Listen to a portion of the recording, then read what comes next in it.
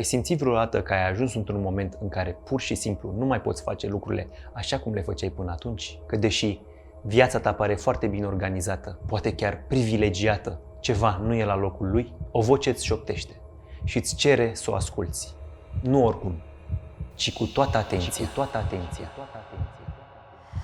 Salut! Eu sunt Corai și am simțit și eu asta, de foarte multe ori chiar. Dar recent, vocea a devenit imposibil de ignorat. Mi-am dat seama că am ajuns într-un punct în care trebuie să schimb ceva. Astăzi, vreau să vă vorbesc despre cum am ajuns aici și ce m-a împins să fac acest clip. Ați fost vreodată curioși de cum arată viața în spatele camerelor? Hai să vă povestesc pe scurt culisele industriei cinematografice. Dar mai întâi, vreau să fac o analogie dintr-o experiență personală. Am studiat producție de film la Londra timp de 3 ani. La început, totul părea extraordinar, ceva ce România nu putea oferi. Însă, pe măsură ce timpul trecea, am realizat că tot ce primeam venea cu un cost. E una să vizitezi un loc și alta e să locuiești acolo pe termen lung și să devii parte din societate. Așa se întâmplă și în lumea cinematografiei. Dacă ești un simplu vizitator, totul pare extraordinar, mirific, nemai văzut. Se întâmplă foarte multe lucruri în același timp. Toată lumea face câte ceva. Mediul este extrem de dinamic. Nu mă înțelegeți greșit. E o lume fascinantă, plină de oameni talentați, de diversitate, de dinamism. Este un lucru extraordinar să lucrezi la producții internaționale, cu actori renumiți, cu regizori experimentați, cu echipe profesioniste, să-ți vezi numele pe generic, să realizezi că ai putut manageria un mecanism atât de complex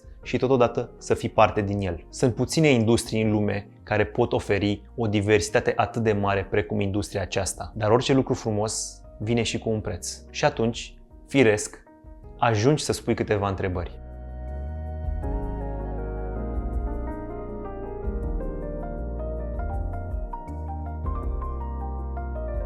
Lucrez în industria asta încă din facultate, dar totul a devenit oficial în 2017, când mi-am deschis și prima firmă. Paradoxal, după primul an de pandemie, când multe afaceri erau în picaj, businessul nostru a cunoscut o creștere foarte mare. În perioada aceea, aveam în gestiune mai mulți clienți corporate, pentru care produceam reclame, dar în același timp ne concentram și pe dezvoltarea de filme. Volumul de muncă era uriaș, dar odată cu el creștea și experiența mea. Așa cum spuneam mai devreme și cu riscul de a mă repeta, orice lucru bun vine cu un cost. Anii au trecut și am ajuns în 2024. Anul acesta am lucrat la 2 lungmetraje, unul în primăvară și celălalt în toamnă. Dar revenind la voce, cred că prima oară când am auzit-o a fost acum câțiva ani. Mi-aduc aminte și acum, era o filmare de noapte într-un hipermarket pentru un retailer. Eram foarte obosit și priveam în gol. Iar atunci a fost printre primele momente când am auzit-o. A fost ca un moment de conștientizare. Mi-am derulat viitorul pe fast forward și mi-am pus o mulțime de întrebări.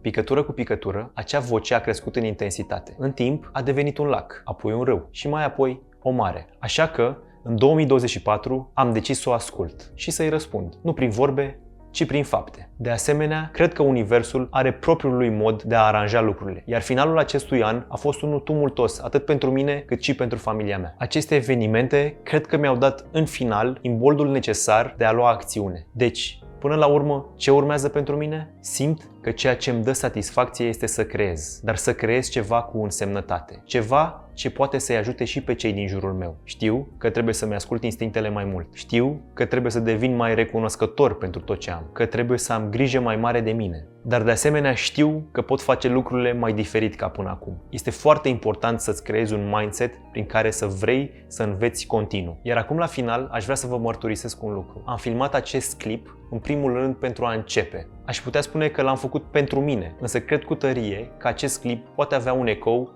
și pentru persoanele care îl privesc. Dacă nu ai făcut-o deja, te încurajez și pe tine să-ți asculți vocea. Nu o lăsa să se transforme într-un ocean, pentru că oceanul acela s-ar putea să vină și cu niște valuri. Iar dacă ai rezistat până la final, vreau să-ți mulțumesc și sper că ți-a fost de folos povestea și perspectiva mea. Vreau să te rog să-mi lași în comentarii câteva dintre răspunsurile tale la întrebările de mai sus și poate o părere generală. Mult succes! Ceau!